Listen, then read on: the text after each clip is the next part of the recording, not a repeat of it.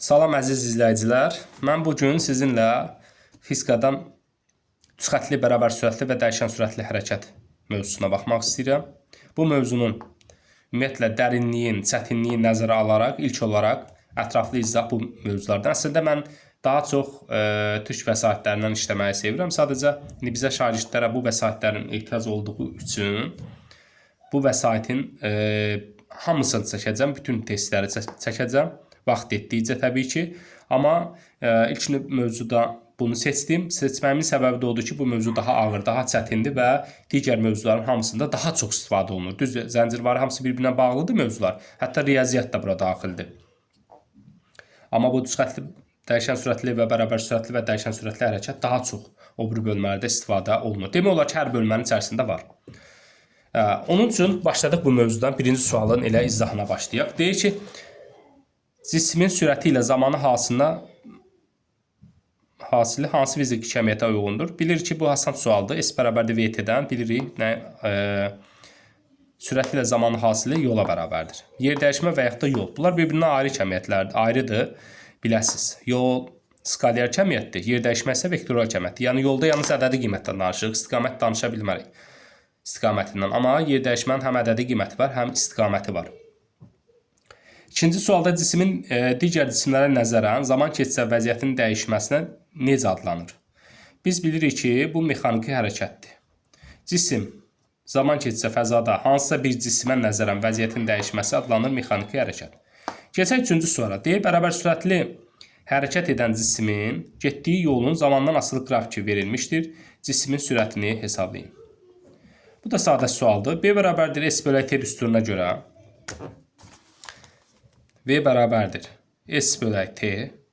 Buradan S-in 2-dən dəyəri var, T-nin də 2-dən dəyəri var. Yəni, birinci biz S-in 10 olan dəyərini götürsək, zamanın da ona uyğun dəyərini götürməliyik qrafik üzərində. Çünki bu xəddin üzərində sürət sabitdir, bütün nöqtələrində. Yox, yer dəyişmənin 20 dəyərini götürsək, onda zamanı 4 götürməliyik. Hər ikisində onsa cavab eyni eləyəcək. Bax, birincinə götürürəm 10, yer dəyişməni, zamanı götürürəm 2. Eləyir 5. Elə bu bərabər deyilmi? 20 bölək 4-ə. 20 bölək 4. Yəni, hər ikisi eləyir 5. Onun üçün heç fərqi yoxdur. Sadəcə, burada çaşıb birindən 20, birindən 2 götürsək, məsələn, yer dəyişməni 20 götürsək, zamanı 2 götürsək, 30 verməz təbii ki. Axı, 20 metr gedəndə 4 saniyə ərzində bu 20 metr yol gedib. 2 saniyə ərzində 10 metr yol gedib. Onun o səbəbdən, bax, bu hansı dəyəri götürürsə, ona uyğun yer dəyişməni götürməz. Zaman hansı dəyərini götürürsə. Keçək növbət 4-cü sual. Bərabər sürətlə hərəkət edən cismin sürətinin zamandan asılı qrafiki verilmişdir. Cisim 20 saniyədə getdiyi yolu hesablayın. Cismin 20 saniyədə getdiyi yol. Yəni, deyir 20 saniyədə nə qədər yol gedər. Biz bilirik ki, VT qrafiki verilibsə, gedilən yolu hesablamaq istəyiriksə, həmişə fiqurun sahəsinə baxacaq. Bax, burada indi bizdən nə verib? V-nin T-dən, bax, bu qrafik var. Bu grafikin zaman oxu ilə əmələ gətirdiyi fiqurun sahəsinə baxırıq. Bu grafikin zaman oxu ilə əmələ gətirdiyi fiqurda görürük ki, hansıdır? Dördbucaqlı. Dördbucaqlının və yaxud da düzbucaqlıdır deyə bilərik. Heç bir fərqi yoxdur. Düzbucaqlının sahəsi də nədir? Eni ilə uzunluğun hasilidir. Bunun eni, baxın, eni məsələn bu tərəfini götürürəm. Bura A deyirəm, burada B deyirəm. Eni nədir? 20, bu da 20, 40. Eni 40-dır. Uzunluğu nəyə bərabərdir? Bu zaman oxunun üzərində götürsə 20-yə bərabərdir.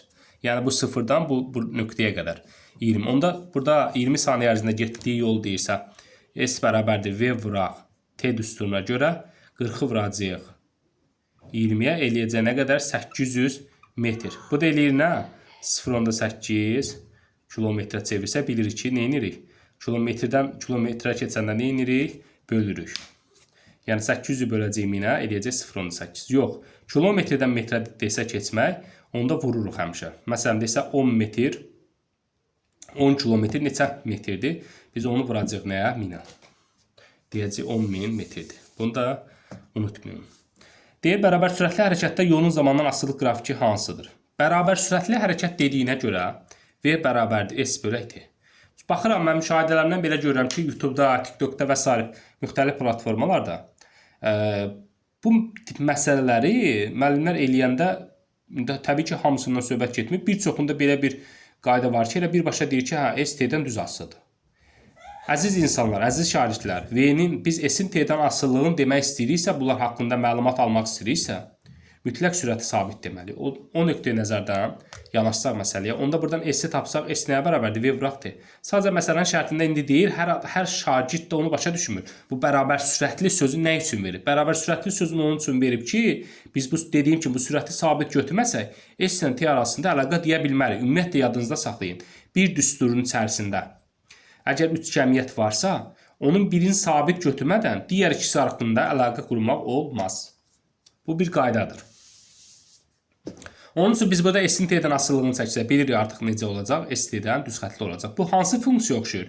Riyaziyyatda K2 oxşuyur da, düzdür. İndi danışsam bunu ətraflı çox geniş danışmaq lazımdır. Bilirik K müsbət olanda 1/3 rüblərdən, yəni bax bu qaydada, K mənfi olanda qrafik 2/4 rüblərdən keçir.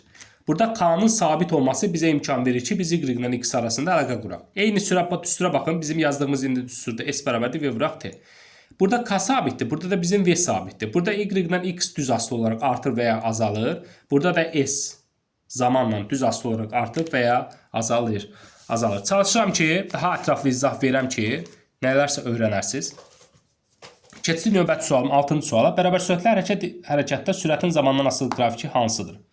Aha, bizə nə deyir? Deyir ki, bərabər sürətli hərəkətdə sürətin zamanına, yenə sürət düsturunu yazırıq. V bərabərdir nə? S bölü T. Əziz şagirdlər, bərabər sürətli hərəkət dediyinə görə bizim bu sürətimiz nədir? Sabitdir. Sabitdir deyəndə siz nə başa düşürsünüz? Bir özünüzdə sual verin, sabitdir deyəndə nə başa düşürsünüz? Sabit odur ki, yəni heç nədən asılı deyil, müstəqildir, azaddır. Nə S-dən asılı deyil, nə T-dən və yaxud da heç bir fiziki cəmiyyətlərdən asılı deyil. Sabit bu deməkdir. 5 özü sabit bir ədəddir. 5 hansısa bir rəqəmdən asılıdırmı? Xeyr.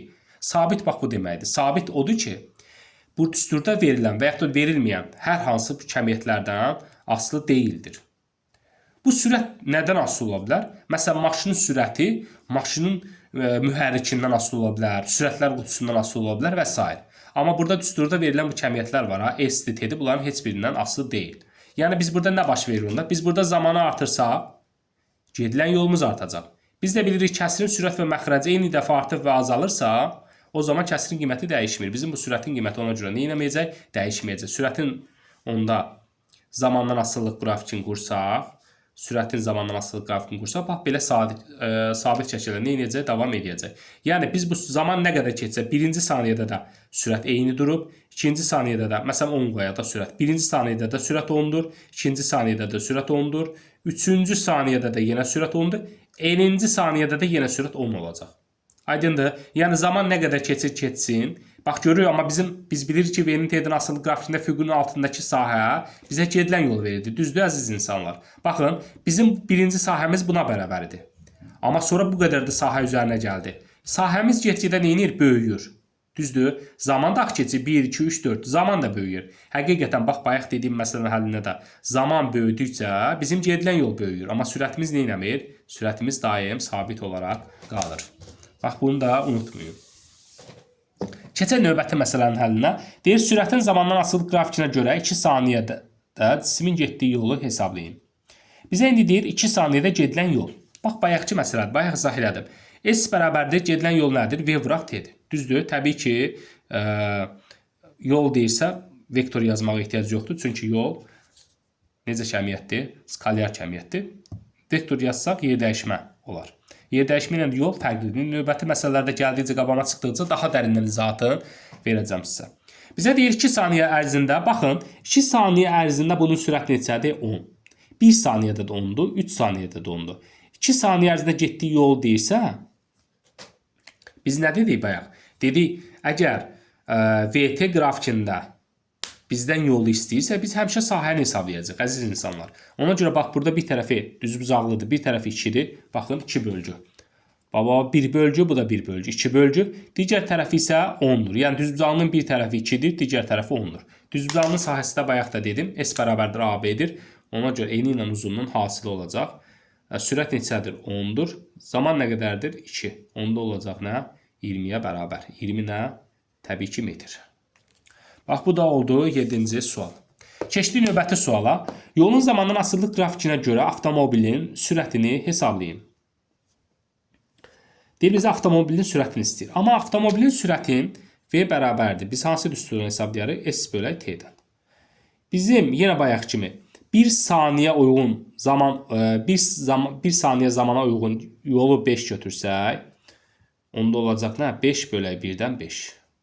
İndi 2 saniyə uyğun götürsək, onda onu götürməliyik. Onu böləndə 2-yə yenə 5 bizə verəcək. Bax, bu da belə. Keçdik növbəti sual, 9-cu suala. Sürətin zamandan asılılıq qrafikinə görə 3 saniyədə cismin getdiyi yolu hesablayın. Yenə bizdən yolu istəyir, baxın. Birinci saniyə, ikinci, üçüncü. Baba, 3 saniyə bax budur. Yenə düz buzaqlıdır. Bir tərəfi 10'dur, bir tərəfi 3'dür. Yenə də sahəni hesablayacaq. 3'ü vuracaq ona, eləyəcək nə qədər? 30. Eləyəcək B variantı. Sonra, sürətin zamandan asılılıq grafikinə əsasən müşahidəyə başlayandan 5 saniyə sonra cismin sürətini tapın. Bizdən indi 5 saniyə sonra cismin nəyini istəyir? Sürətini istəyir. Mən bayaq bir şey dedim. Dedim ki, zamanın ixtiyari anında zaman artdıqca sürət, üzr istəyirəm. Zamanın ixtiyari anda dediyi nə olacaq? Sürət sabit olacaq. Yəni, burada 5-dirsə, birinci saniyədə, 3-cü saniyədə də 5 olacaq, 4-də də 5 olacaq, 5-də də 5 olacaq. 50-ci saniyədə də necə olacaq? Yenə 5 olacaq. Yəni, 5 saniyənin sonunda cismin sürət dəyişmədiyinə görə elə əvvəlki başlayıcı sürəti 5-i bizə verəcək. Keçdik növbəti suala. Növbəti sual 11-ci sualdır. Deyir, sürətin zamandan asılılıq grafikinə əsasən müşahidəyə başlayandan 2 saniyə sonra cismin sürətini tapın. Müşahidəyə başlayandan 2 saniyə sonra yenə eyni məsələdir. 1 saniyə ərzində də sürət 2 olacaq, 2 saniyə ərzində də sürət 2 olacaq, 3 saniyədə də 4, 5 və 50-ci saniyədə də yenə sürətimiz nə olacaq? 2. Deməli 2 saniyə sonra cismin sürəti yenə nə olacaq? 2. Növbəti suala baxaq.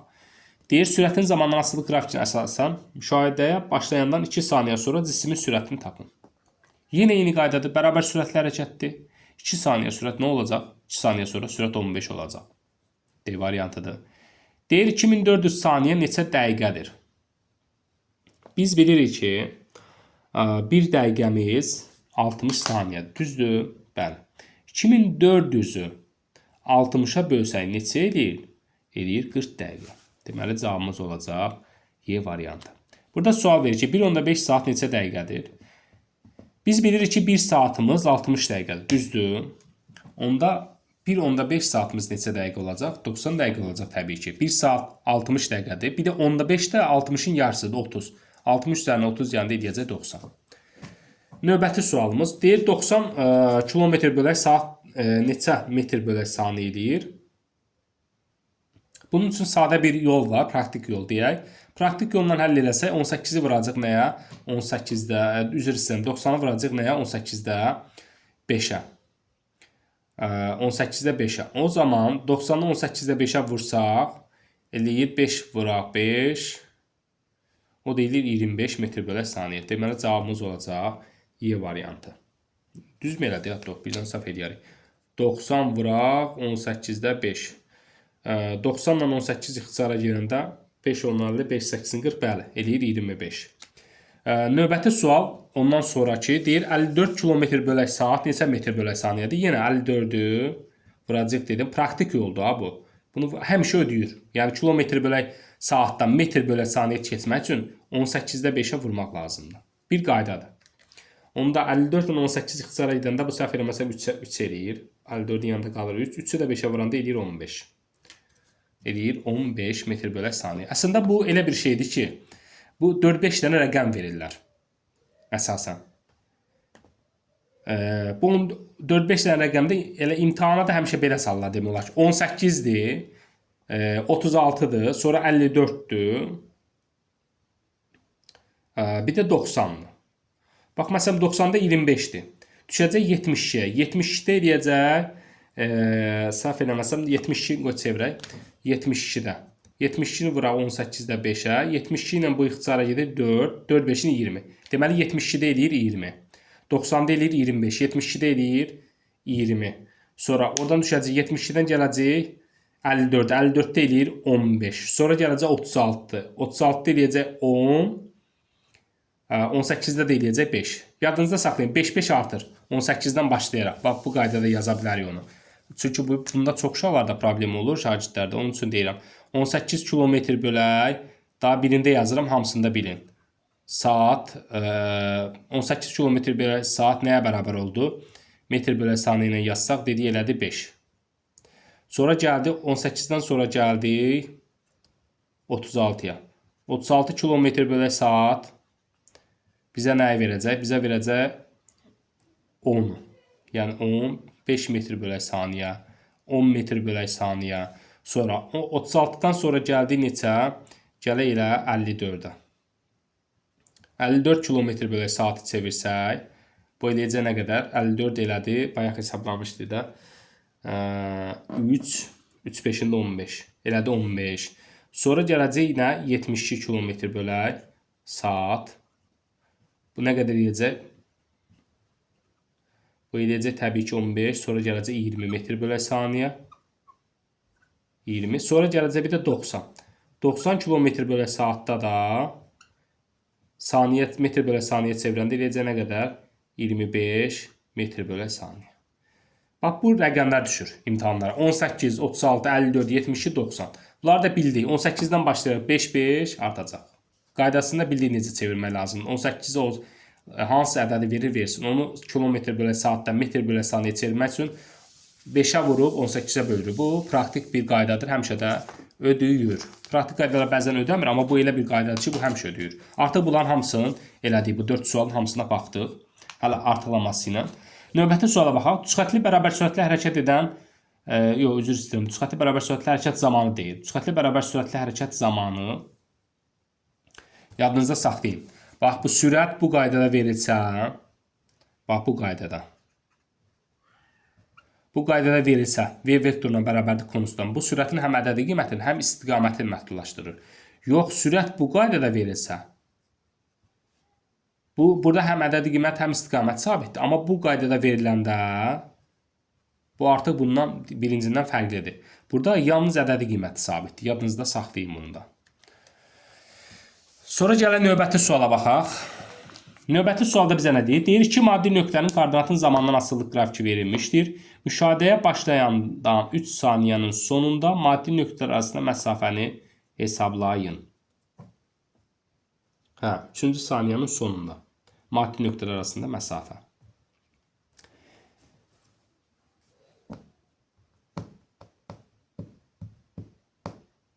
Üçüncü saniyənin sonunda, baxın, əziz insanlar, üçüncü saniyənin sonu bax bu nöqtədir də. Bu nöqtədə deyir, maddi nöqtələr arasında məsafə. Bu nöqtədə hansı nöqtədir bu nöqtə? Bu nöqtə cismin koordinatların bərabərləşdiyi nöqtə. Düzdür, koordinatın zamanla asılıdır. Bunu sürətlə səhv salırlar. Şahidəmdə çox var. Şagirdlər bunu sürətlə səhv salır. Bir var sürətin zamanla asılılıq verir. Orada sürətlər bərabərləşir bu kəsişən nöqtədə. Birinci kəsişən nöqtədə. Amma burada koordinatı zaman asılılıq veribsə, burada həmişə yadınızı saxlayın. Bunlar bir nöqtədə kəsişir. Qrafikdə bir nöqtə kəsişibsə, deməli bunlar eyni koordinatdadır ki, bunlar bizdən ara məsafəsi. Eyni koordinatda olanda bunların ara məsafəsi nə olacaq? Təbii ki, 0-a bərabər olacaq. Cavabımız olacaq C variantı. Sonra növbəti suala baxaq. Deyir ki, maddi nöqtənin koordinatın zamandan asılılıq qrafiki verilmişdir. Müşahidəyə başlayandan 4-cü saniyənin sonunda maddi nöqtələr arasında məsafəni hesablayın. Yenə eyni yuxarıdakından 4-cü saniyə. Müşahidəyə başlanınca 4-cü saniyənin sonunda deyir. 4-cü saniyənin sonunda görür bu x-in t-dən asıllığıdır. X bilirik nədir? Koordinatdır. Koordinatın zamandan. Bu 4-cü saniyənin sonunda bunlar eyni nöqtədə koordinatlar kəsişibsə, qrafiklər üzr istəyirəm. Qrafiklər kəsibsə, deməli bu nöqtədə bunlar görüşüb. Bunların görüş nöqtəsidir. Görüş nöqtəsindədirsə, aralarındakı məsafə nəyə bərabər olacaq? Yenə də 0-a bərabər olmuş olacaqdır. Sonra keçək növbəti suala. Növbəti sualda bizdə nə deyir? Deyir, iki cismin koordinatın zamandan asılı qrafiki verilmişdir. Hesablama başlanğıcından, burada nə yazılıb? Qaralanıb. Başlanğıcından sonra, hesablama başlanğıcından sonra hansı zaman anında və ya anlarında cisimlər görüşmüşdür? Yenə deyirəm, iki dənə məsələ yuxarıda baxdıq. Görüşmə məsələsi deyirsə, x-in t-dən asılılığını veribsə, bu xəttlərin kəsişdiyi nöqtə var. Bu nöqtələrdə bunlar görüşür. Deməli, biri birinci saniyədir, biri də 4-cü saniyə. Bax, bu nöqtələrdə bunlar görüşüblər. Bu da eləyir hansı variant? C variantı. Növbəti suala baxaq. Deyir ki, cismin koordinatının zamandan asılı qrafiki verilmişdir. Hesablama başlanğıcından sonra hansı zaman anında və ya anlarında cisimlər görüşmüşdür? Yenə eyni məsələdir. Dedi bayaq nədir? Dedi görüş nöqtələrində bu qrafiklər bir-birinə neynir? Kəsişir. Bax bu nöqtələrdə bunlar görüşür. Bu biri 1-dir. Birinci nöqtədir. Biri də təbii ki, neçənci nöqtə? 5-ci nöqtə. Burada da olacaq cavab B variantı. 1 və 5-ci nöqtələrdə. Uşaqlar, bu qrafiklərin hamısında görürsünüz x-in t-dən asılılıqda. Bax, bu qrafiklər ola bilər, sürətin zamandan asılılığı verir. O başqa mövzudur. Daha başqa mürəkkəb deyəndə, mürəkkəb deməyə bu asandır da, bunda birbaşa görsənir. Amma o hesablama tələb edən məsələlərdir. Burada daha sadədir. Onsuz da veribsə, grafikin üzərində görürsən birbaşa. Sonra növbəti sualda deyir, düzxətli bərabər sürətlə hərəkət edən cismin sürətinin proyeksiyasını hansı ifadə ilə təyin olunur? Nəyə bizdən? Sürətin proyeksiyası. Hə. Sürətin proyeksiyası, sürət dediyi nəyə bərabərdir? Bayaq dedim də, sürət V bərabərdir S bölə T-dir. Düzdür? Bəli. İndi proyeksiya söhbət deyirsə, bax bu sürətin proyeksiyası, proyeksiya deyirsə, bizə x oxuna görə deyir, ona görə mən burada ayaqlarında x yazıram. Y oxuna görə deyirsə, y yazardım. Digər tərəfdən, bir cisim, bax bu ədəd oxudu çəkirəm, bu olsun, məsələn, x0 başlanğıc koordinatına, son koordinata bunu x deyirəm. Bu x oxudu. Bu cismin yerdə, cisim buradan hərəkətə başlayıb, gəlib bax bu nöqtəyə. x0-dan hərəkətə başlayıb, gəlib bu nöqtəyə. Biz bu məsafəni necə tapa bilərik, əziz insanlar? Necə tapa bilərik? Bu məsafəni tapmaq üçün yazacaq sx nəyə bərabərdir? Təbii ki, sondan başlanğıcını çıxarıq. X-dan çıxacaq nəyi? x0 deyəcək, bax bu məsafə, bax bu x minus x0 fərqinə bərabərdir. Onda biz bu sx-in yerinə gətirib burada yazsaq, olacaq nə? X minus x0 bölə t. Olacaq cavabımız hansı? B variantı. Bax, bu da belə. Sonra keçək növbəti suala. 24 nömrəli sualda bizdən nə istəyir? Deyir, sürətə bərabər sürətlə hərəkətdə sürət hansı ifadə ilə təyin olunur? Sürətin özünü istəyir. Sürət V bərabərdir S bölə T-yə görə cavabımız olacaq hansı? B variantı. S bölə T. Növbəti sualda sürətə bərabər sürətli hərəkətdə cismin sürətinin modulu hansı ifadə ilə təyin olunur? Yenə bizdən sürət istəyir. Sürətin modulu nə olacaq? S bölə T şəklində olacaqdır. Sonra növbəti 26-cı sual bizdə nə deyir? Düzxətli bərabər sürətli hərəkətdə cismin hərəkət müddəti hansı ifadə ilə təyin olunur? Hərəkət müddətini tapanda S-i nəyə böləcək? V-yə böləcək. Olacaq hansı variant? D variantı. Hardan gəlir? Baxın. V bərabərdir S bölə T deyilmi? Buradan biz T-ni tapanda nə olacaq? S-i böləcək V-yə. S-i V-yə böləcək. Olacaq hansı cavab? Olacaq D variantı. Sonra növbəti suala keçdi. 27-ci sual. Deyir, düzxətli bərabər sürətli hərəkətdə gedilən yol hansı ifadə ilə təyin olunur? Gedilən yol düzxətli bərabər sürətli hərəkətdə deyilsə, S bərabərdir V-T ilə. Bu B variantıdır.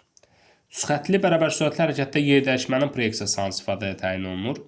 Yenə deyirəm, yer dəyişmənin proyeksiyası, sürətin proyeksiyası bərabərdir yer dəyişmənin proyeksiyası bölə zaman. Artıq proyeksiya şəklində yazılanda vektor qoyulmur. Unutmayın. XS bərabərdir nəyə onda? Vx vuraq T'yə. Sx bərabərdir Vx vuraq T şəklində olacaqdır. Bizdən yer dəyişməni istəyir, bəli. Bu da olacaq cavabımız Y variantı. Növbəti sual. Deməli, indi bizdən nə istəyir?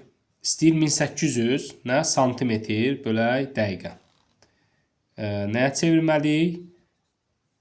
Metr bölə saniyə çevirməliyik. Metr bölə saniyə çevriləndə isə, indi burada bax, bir şey deyim, yadınıza salın. 1 metrə nəyə bərabərdir? 100 santimetrə bərabərdir. Düzdürmü? Amma 1 santimetr yazsaq, o nəyə bərabərdir? %1 metriyə bərabərdir. Keçək dəqiqəyə. 1 dəqiqəmiz, yadınızda saxlayın, 1 dəqiqəmiz 60 nədir? Saniyədir. Düzdür? 1 saatımız isə 60 dəqiqədir. İndi biz burada nə etməliyik? 1800-ü 1800-ü nəyə vurmalıyıq? Santimetrdə nəyə çevirəcəyik? Metrə keçmək istəyir. Vuracaq onda nəyə? %1-ə. Böləcəyik nəyə? Dəqiqədən indi burada isə saniyə keçirik. Ona görə vuracaq nəyə? 60-a. 1 dəqiqəmiz 60 saniyədir. Bu 1800 var ha. Bunun elə bu %1-ə vuranda eləyir 18. Düzdür. 18-də nəyə böləcək? 60-a.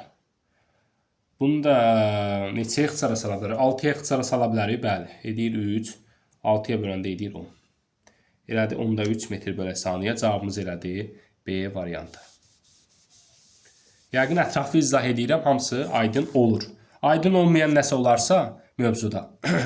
Təbii ki, həm YouTube-da olacaq bu videomuz, həm də TikTok platforması üzərindən yayımlanacaq.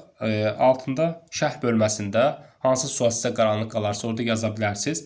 Və ətraf dərslərimizə qoşulmaq üçün indi axırda məlumat verəcəm. O nömrə ilə əlaqə saxlaya bilərsiniz.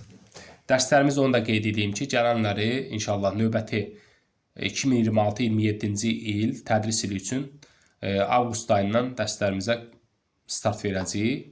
Amma qeydiyyat, yay boyu qeydiyyat davam edəcək. Avqust ayından dərslər başlayacaqdır.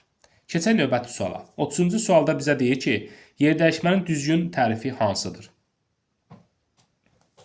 Deyir ki, yerdəyişmənin düzgün tərifi hansıdır? Nə deyir indi? Baxaq variantlara. Deyir, traktorun uzunluğu yerdəyişmə deyilir? Xeyr. Maddi nöqtənin hərəkəti zamanı çizdiyi xəttə yerdəyişmə deyilir? Xeyr.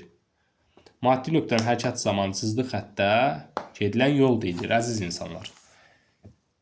Növbəti sualda nə deyir? Cismin başlanğıc vəziyyətini onun son vəziyyəti ilə birləşdirən düz xətt parçasına yerdəyişmə deyilir.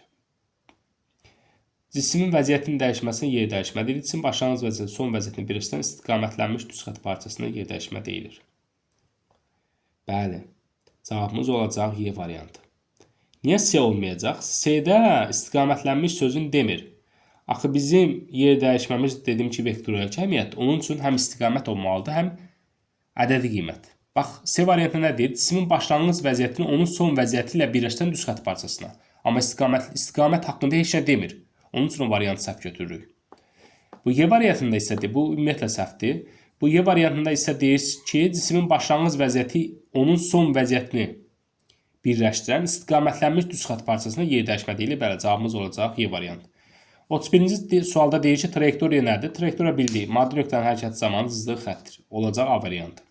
32-ci sualda yerdəyişmənin dəyişmə yeniliyini xarakterizə edən kəmiyyət, fiziki kəmiyyət.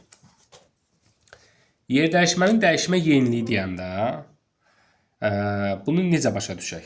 Baxın, nəyinsə dəyişmə yeniliyi deyəndə həmişə məxrəcdə zaman olur. Sürətdə o dediyi kəmiyyətin adı olur. Yəni delta x. Burada da delta t yaza bilərik. Onsuz zamanın başlanğıcanı 0 olduğuna görə biz bunu delta t şəklində yazmırıq, elə qısaca t şəklində. Amma düstur əslində baxanda qanunu bu cür yazılır. Vx-in sürətin x proyeksiyası bərabərdir. Yerdəyişmənin x oxu üzrə dəyişməsinin proyeksiyasının zamanın dəyişməsinə nisbəti. Sadəcə biz hərəkət bu delta t nəyi verir bizə? T minus t0 vermir, bəli. Bu t0 zamanın başlanğıc anı olduğu üçün zaman başlayanda yəni 0 götürür də. Ona görə nədən 0 çıxsın, onsuz da öz dəyərini verəcək də. O səbəbdən biz bunu delta t şəklində yazmırıq, elə t şəklində yazırıq. Amma onu bilin ki, nəyinsə dəyişmə yeniliyini deyirsə, məxrəcdə zaman, sürətdə həmin o dediyi kəmiyyət olur. Aydındır. Ona görə bizdə də deyir ki, yerdəyişmənin dəyişmə yeniliyini xarakterizə edən kəmiyyət olacaq da sürət. Növbəti suala keçək. Deyir, düzxətli bərabər sürətlə hərəkət edən maddi nöqtənin koordinatın zamandan asılılıq tənliyi hansıdır?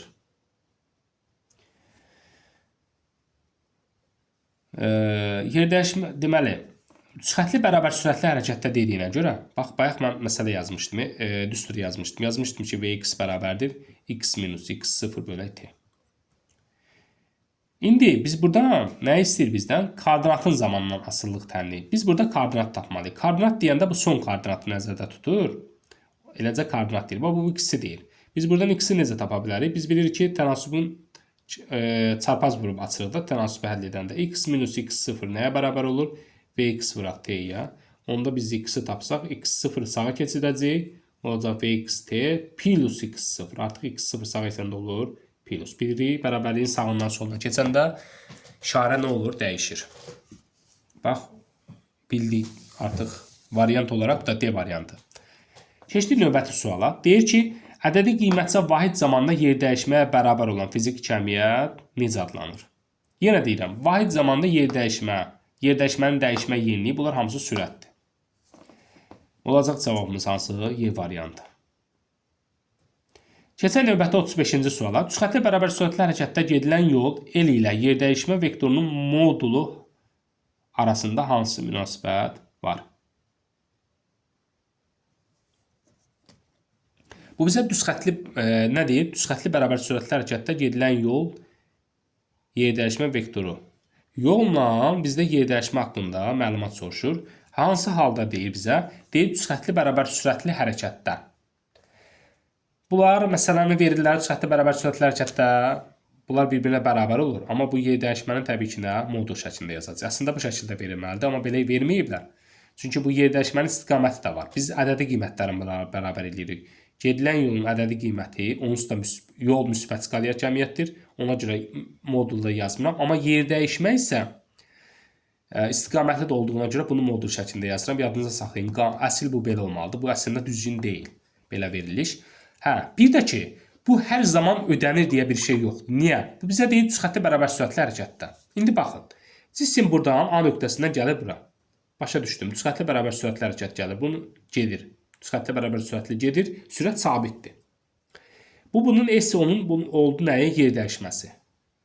Buradan bura yerin dəyişdi. A nöqtəsindən B nöqtəsinə gəlib. Düzdür? Yer dəyişimi oldu S. Bunun həm də getdiyi yol da elə bərabərdir. Onda bunlar bir-birinə bərabərdir. Amma indi sual olunur. Əgər bu cisim, məsələn, avtomobildir, gəlir bura, burada dayanır və dal-dala verir, gəlir bura qədər. Gəldi, indi dayandı bura. Elə bir ki, buradan indi barədə seçəcəm ki, aydın olsun. Gəldi, durdu burada.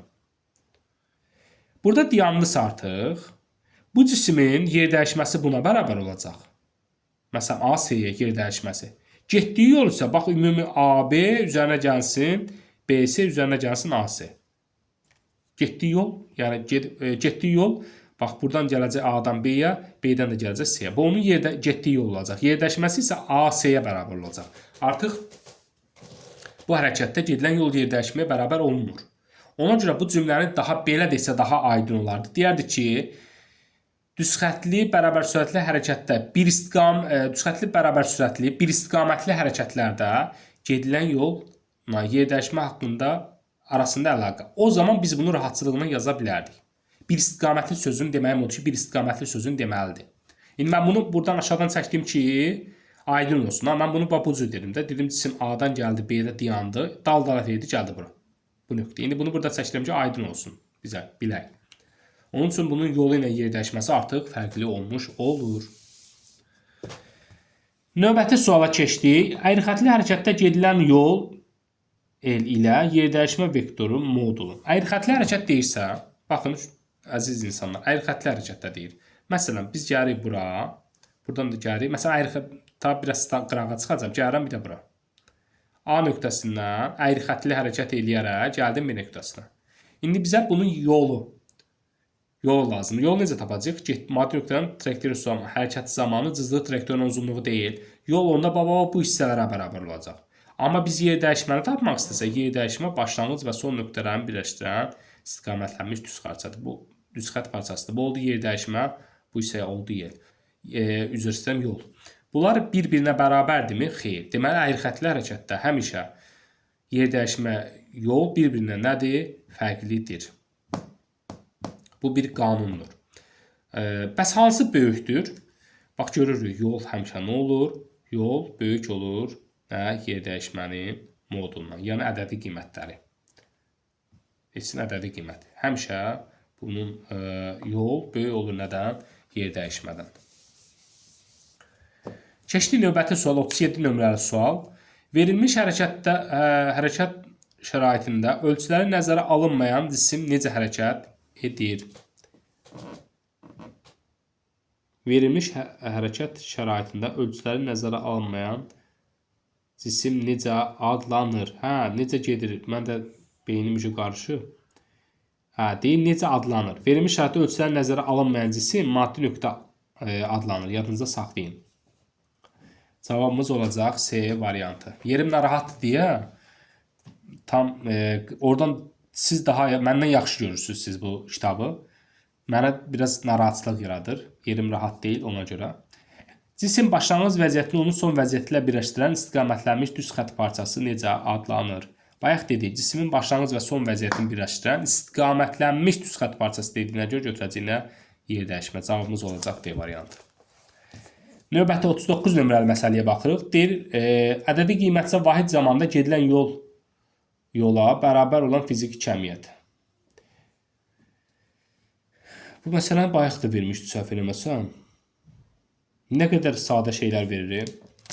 Ədədi qiymətcə deyir, vahid zamanda gedilən yola bərabər olan hansı kəmiyyət olur? Təbii ki, sürətdə əziz insanlar. Biz zamanı vahid qəbul eləsək 1. S-i 1-ə böləndə nə eləyir? 1. Üzr istəyirəm, S. Onda sürət nəyə bərabər olur? Yer dəyişməyə bərabər olur. Bu da bizə bunu demək istəyir. Deyir, vahid zamanda gedilən yola bərabər olan fiziki kəmiyyət adlanır nə?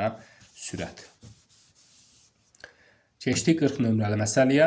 Düz xətt üzrə hərəkət edən cismin sürətinin zamandan asılı qrafikinə əsasən 10 saniyə ərzində getdiyi yolu hesablayın. Biz nə dedik? Dedik ki, sürət zaman qrafikində gedilən yol nəyə bərabərdir? Həmişə S fiqurun sahəsinə. Gedilən yol bərabərdir nəyə? S fiqurun sahəsinə. Bu da bərabərdir. İndi baxaq. 10 saniyə ərzində bunu düzbucağı kimi götürsək, bir tərəfi 10, bir tərəfi də 12-dir. Onu vuracaq 12 nəyə bərabər olacaq? 120 metrə bərabər olacaqdır. Cavabımız olacaq A variantı. Sonra keçdik 41 nömrəli məsələ. Deyir, düzxətə bərabər sürətlə hərəkət edən cismin sürət qrafikinə əsasən, düzxətə bərabər sürətlə hərəkət edən cismin sürət qrafikinə əsasən 6 saniyədə getdiyi yolu hesablayın.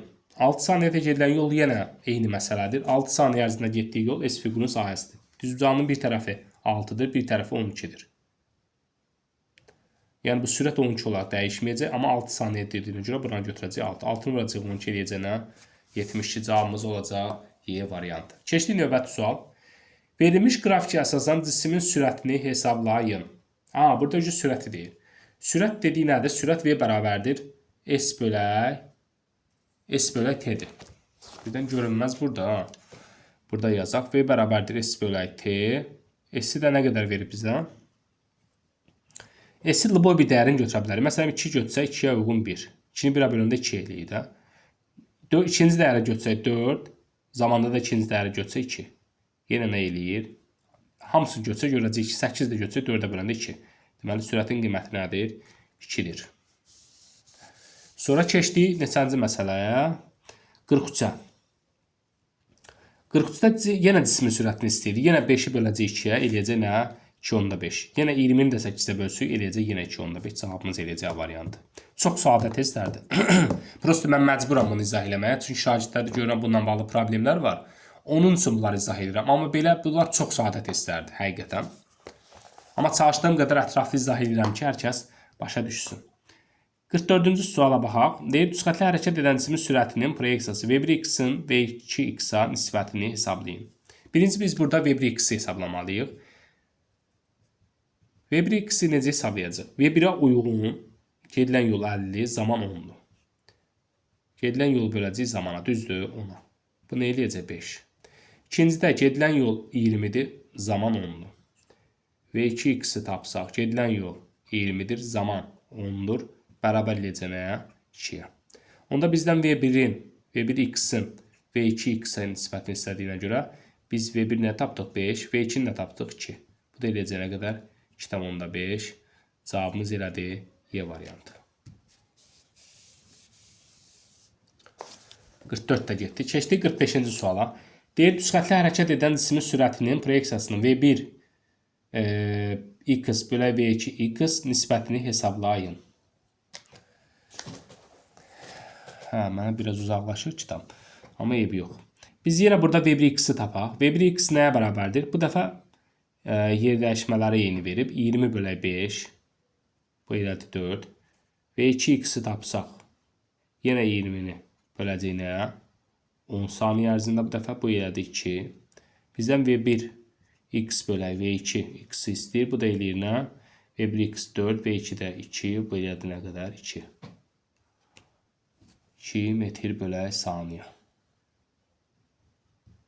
Nisbətini hesablayın. Bəli, cavabımız elədir orada. Y variantı. Ondan sonraki sual nədir? 46 nömrəli sual. Cismin koordinatının zamandan asılılıq qrafikinə əsasən onun sürətinin proyeksiyasını hesablayın. Sürətin proyeksiyası. Biz bayaq dedik ki, sürətin proyeksiyası nəyə bərabərdir? Sürətin proyeksiyası dedik ki, x minus x0 bölək t. Bu da bərabərdir. Son koordinat nə qədərdir? 20.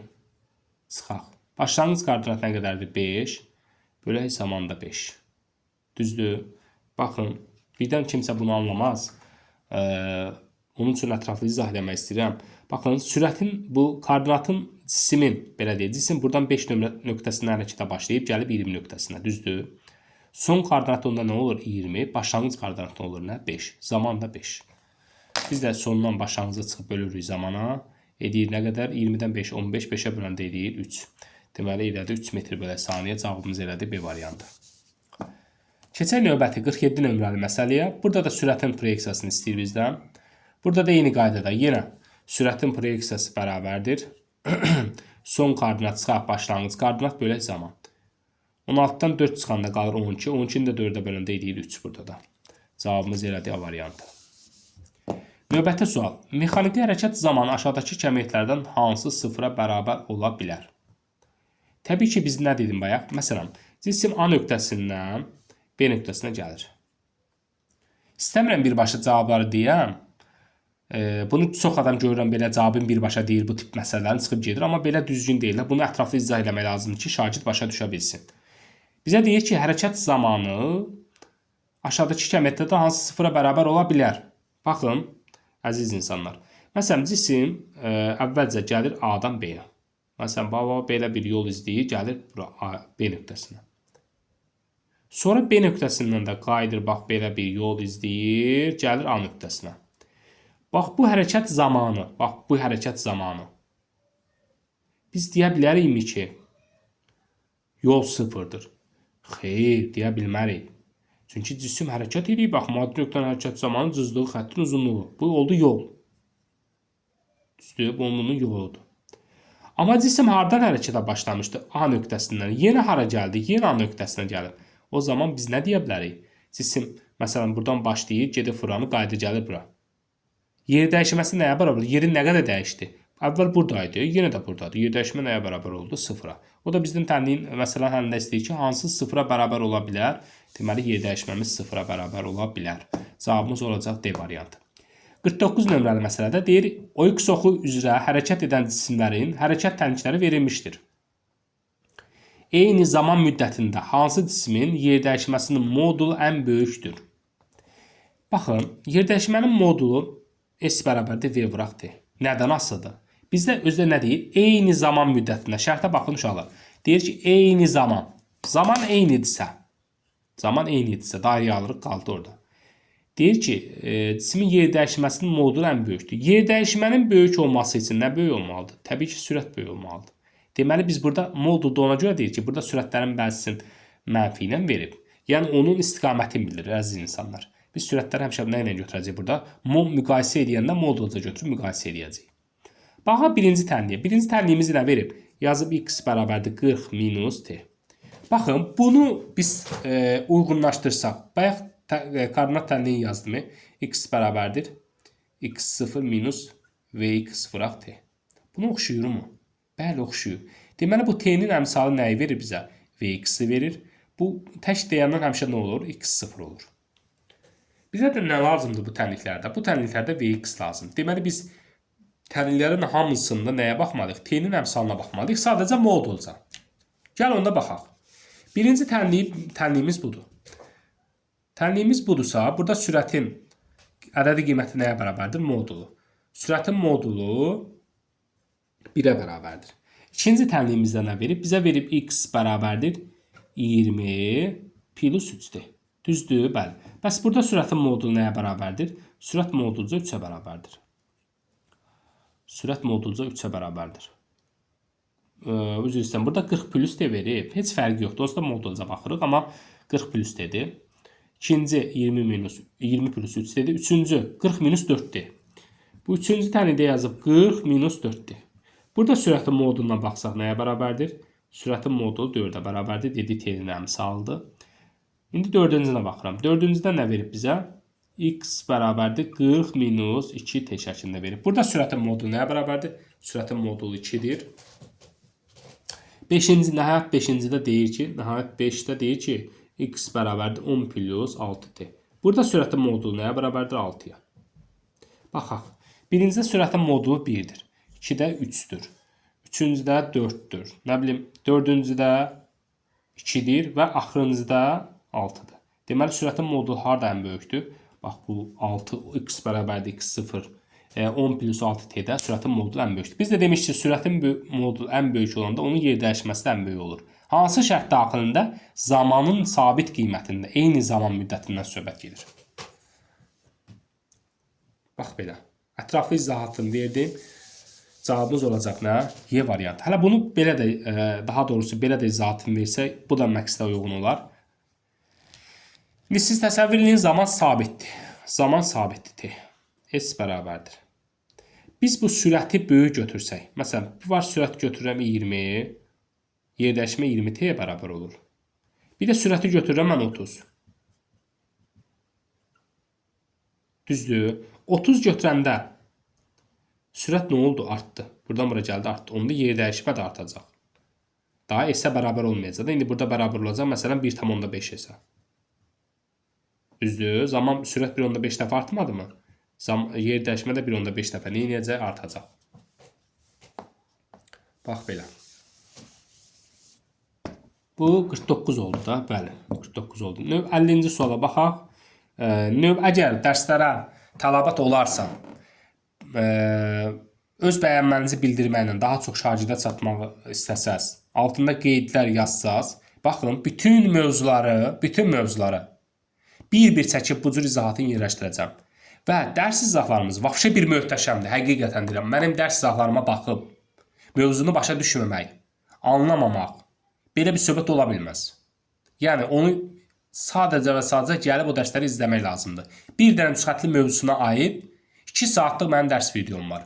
Bu videoya baxsaz, artıq sizin nüsxətli hərəkət bölməsində heç bir çətinliğiniz olmayacaq. Çünki şagirdlərə ən çox, ən ağır bölmələrindən elə biri də bu nüsxətli bərabər sürətli hərəkət bölməsidir. Mən dərsi burada yekunlaşdırıram. Tələbat olarsa bütün testləri çəkib ətraflı izahat verəcəm. Yəqin ki, müqayisə eləsəz özünüz açıb o biri dərs videolarından özünüz necə ətraflı izah olduğunu görəcəksiniz. Var nəyisə deyib üstündən keçəsən, çalışdım ki, hər məsələnin ətraflı izahatını verəm. Bunlar sadə məsələlərdir, düzdür, çox sadədir, amma görürəm ki, problem var. Buna tələbat var. Onun üçün mən bu mövzunu çəkdim.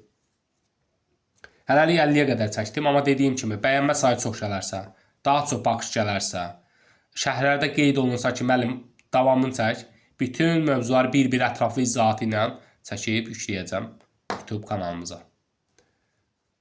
Və dərslərimizlə də əlaqə saxlamaq üçün nömrə qeyd edirəm. 050 759 53 54. Bax bu, üzr istəyirəm, bu burada olmayacaq. 759 53 54. Bax bu bizim telefon nömrəmizdir. Əlaqə saxlaya bilərsiniz. Dediyim kimi 2026 27 tədris ili. Onlayn dərslərimiz olacaq. Ölkənin hər bir nöqtəsindən oturub həm dərs izahlarımı atacam qrupa, həm PDF-lər atacam.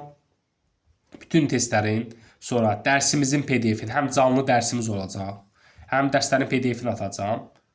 Bütün bir sözlə fizikanı öyrənib, gedib imtahanda 30'a 30 yazmaq istəyirsinizsə, onun üçün yol bax buradan keçir. Bunu çox adam deyir, mən çox adamdan eşidirəm.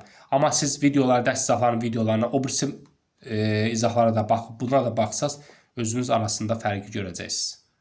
Təşəkkür edirəm dinlədiyinizə görə.